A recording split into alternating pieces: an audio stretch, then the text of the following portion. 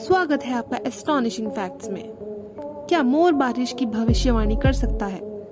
मधुमक्खी और इंसानों का क्या संबंध? हमिंग बर्ड को हमिंग बर्ड क्यों कहते हैं? गाय जुगाली क्यों करती है?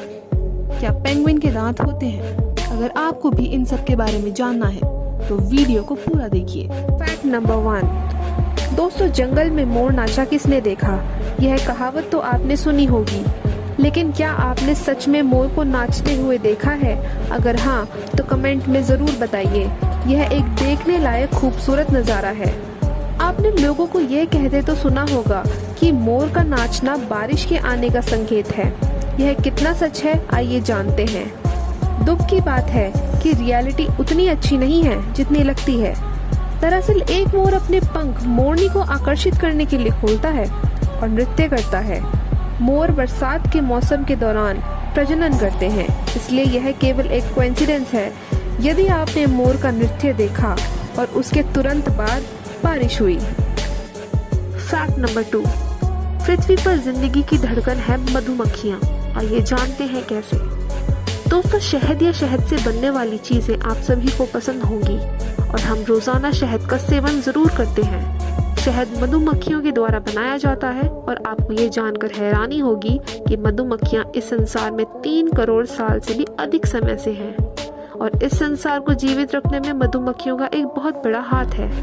अब आप सोच रहे होंगे कैसे? दरअसल वजह है पॉलिनेशन। मधुमक्खियां पौधों को पॉलिनेट करने में मदद करती हैं, जिसकी वजह से उस पर फूल और फल लगते हैं, जिसे खाकर पूरी दुनिया चल रही है। एल्बर्ट आइंस्टीन कहते हैं कि दुनिया की आखिरी मधुमक्खी मरने के 4 साल के अंदर पृथ्वी की हालत कुछ इस तरह की हो जाएगी। Fact number 3। हमिंग बर्ड दुनिया का सबसे छोटा पक्षी है, लेकिन क्या आपने सोचा है कि इस पक्षी को हमिंग बर्ड क्यों कहा जाता है? क्या वह गाना गाता है या फिर गुनगुनाता है? आप सब यही सोच रहे होंगे, लेकिन बात दरअसल कुछ और है।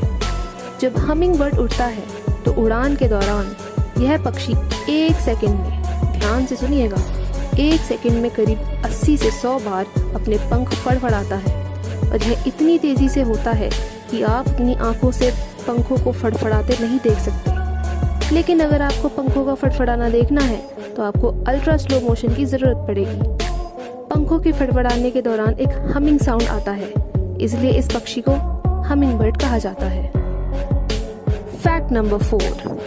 दोस्तों, यह तो हम सभी को पता है कि गाय हमारी माता है और सभी ने गाय को तो जरूर देखा होगा, लेकिन क्या आपने सोचा है कि गाय जुगाली क्यों करती है? क्या आपका ध्यान कभी इस बात पर गया है? आइए जानते हैं। दरअसल आज से कई हजार साल पहले जब मनुष्य ने गाय को पालतू नहीं बनाया था, तब यह जंगल में स्वतंत्र घूमा करते थे।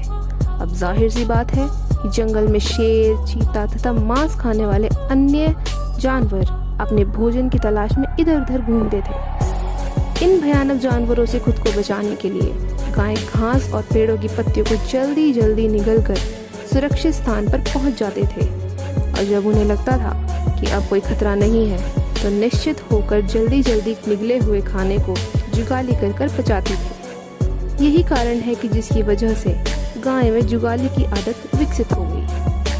Fact number 5। दोस्तों, पेंगुइन एक बहुत ही प्यारा सा प्राणी है, लेकिन क्या आपको पता है पेंगुइन के दांत नहीं होते? अब जैसे इस तस्वीर में आपको दिख रहा होगा कि पेंगुइन की चोंच खुली है और आपको छोटी नुकीले लाइनें दिखाई देंगी जो बिल्कुल दांतों जैसी दिखती हैं, लेकिन असल में वह दांत नहीं। वास्तव में वह कोम लाइक स्ट्रक्चर, जिनको स्पाइन्स बोला जाता है, जो कुछ ऐसे दिखते हैं, लेकिन देखने में थोड़ा अजीब है। यही सच है। पेंगुइन के पास चोंच और जीभ होती है।